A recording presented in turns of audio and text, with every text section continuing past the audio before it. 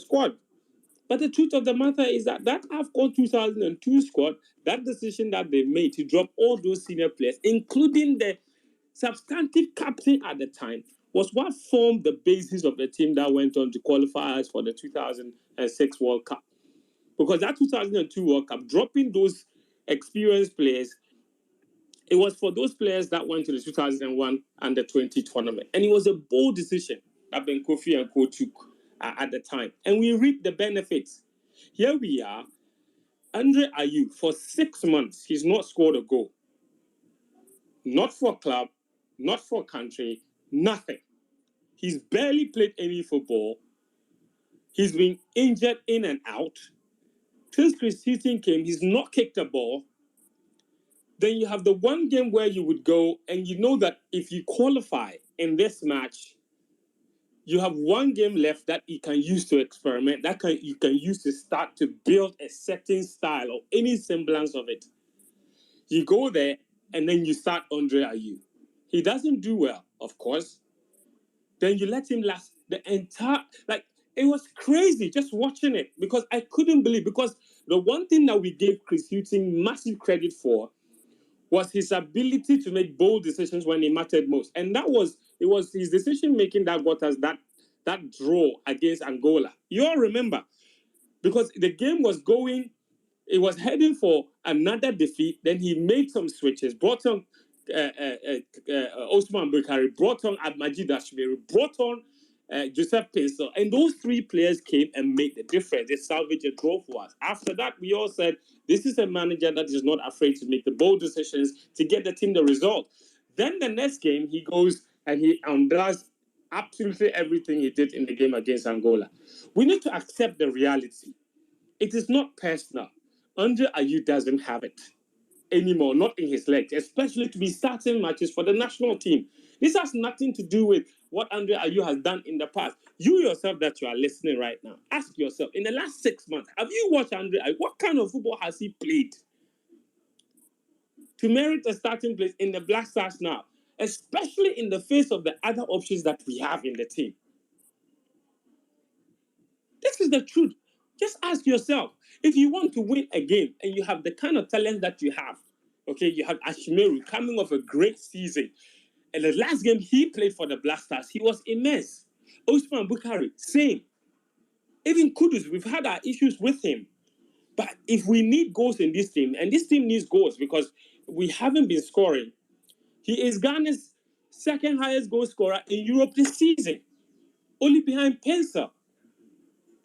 So why are we doing this to ourselves when we know the evidence is clear? Because you see, what has happened in this game is that any sort of gain and goodwill that Chris Hughton and his team have built from the last 2 matches against Angola, they've absolutely undone it. And that lack of consistency, it doesn't do well in getting people to support the team. And we keep talking about support the team. Yes, people are supporting the team, but what are they getting in return? I have seen the Black Stars go and lose matches, and then people have been very happy because of the way they have played. I'm not saying, because and I've heard people use the pitch as an excuse. The last time we even played Ababayara, we had a whole show where we discussed the quality of the pitch, or the lack of it for that matter. It's not like we have stellar pitches on our own anyway.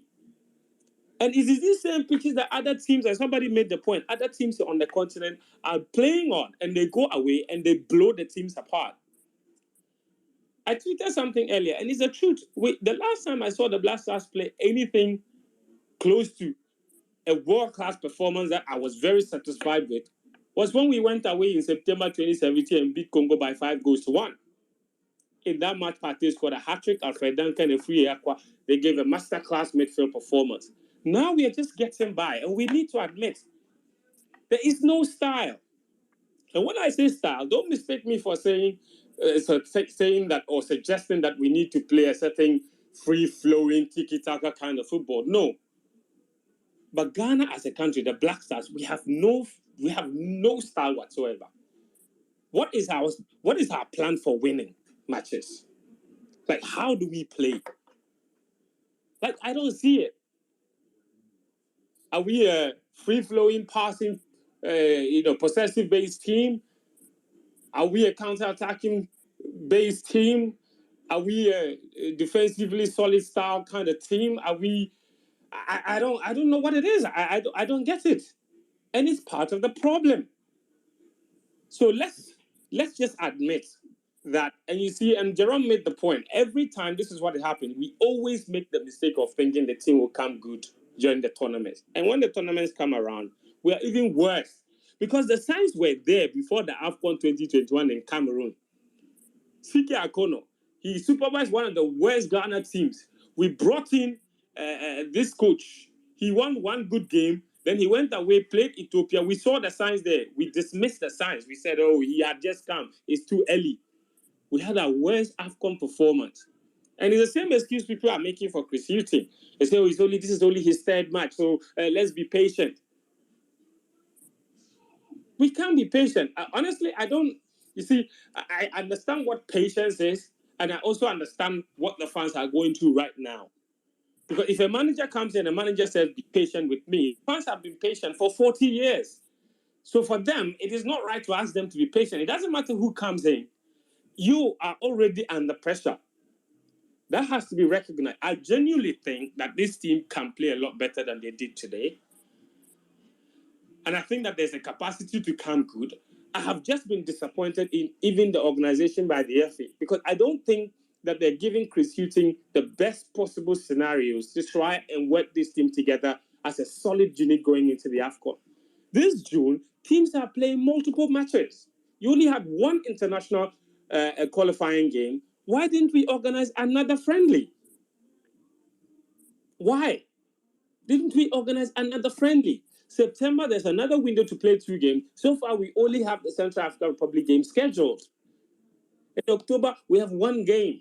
And then another in November. And the international windows are over for this year. The next time the team convenes, they're playing at the AFCON. Is that really enough time and enough games for Chris Hughton to try to get to know this team? If the opportunity is there to put in more games, then why are we not doing it? So for me, that is a bit of a letdown, honestly.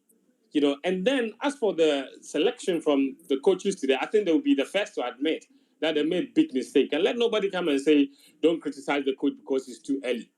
There's nobody that will look at the team selection today and say that those were the best legs available possible that we could have taken into this match. And you see, people are venting because nobody wants to go into the last game of qualifiers needing to win, and especially against a team that also knows that a win could potentially give them qualification. Because now on 7 points, if the Central African Republic come here and beat Ghana, and Angola expectedly beat Madagascar at home, Ghana are out. That is the truth. And nobody wants to be in that kind of scenario. When was the last time the Black Stars came from behind to win a game? So if they concede first against the Central African Republic here, we could be in for all kinds of trouble. You don't want that. It's absolutely unnecessary. I don't remember the last time Ghana went into AFCON qualifying and had not qualified yet heading into the last game of the round. I don't remember. I want somebody to remind me. But it must have been a long time. So this is poor. We've completed this qualifying series without a single win away from home. And this is the group that had Central African Republic and Madagascar. Okay? We said that Comoros was a fluke. It wasn't. So now in the last 12 months, Ghana has lost matches to Comoros. We have lost games. We have failed to beat Central African Republic. We have lost games to Japan. We have lost games to Mali. We have lost games to all kinds of teams that we should ordinarily be beating. And not just based on pedigree, even based on the quality of players we have. Because we should be playing better than we are right now with the kind of players that we have. And that onus is on the coaches. Look, the fans expect better from the team. The coaches should expect better from the team. And the players themselves should expect better from themselves. Because this is unacceptable. This was poor. And we don't want to be having these conversations every single time. Every single time. all of us, let's just be honest with ourselves. From the AFCON till now, when was the last time we actually played a football game and after the match, everybody was extremely happy with the way we played? It's like one problem or the other. There hasn't been one single convincing performance from the Black Stars in the last 12 months. Not even when they beat South Korea were people impressed. You understand me? From Nicaragua to Brazil to Comoros, Gabon, Morocco, all the Algeria, all the teams we are. Cast your mind back in the last year and a half, maybe. Which one was the last impressive game you saw this team play? They are playing below their level. And we've given the job to a coach that we believe has the capacity to take this team to the next level. And we can only hope that he does. But I think the early criticisms are justified. Today's performance was unacceptable. Thank you, Lawrence. Yeah, all right, Lawrence. Right. That was a good one. It was good allowing you to. So guys, that's all we have for you for today. Don't forget to like, subscribe, and also don't forget to leave a comment down below. Make sure to follow Sports Corner GH on all social media platforms, Facebook, TikTok, on Twitter. Make sure to follow us on all social media platforms, Sports Corner GH. Thanks for joining me. My name is Adam. See you in the next video. We go vibe.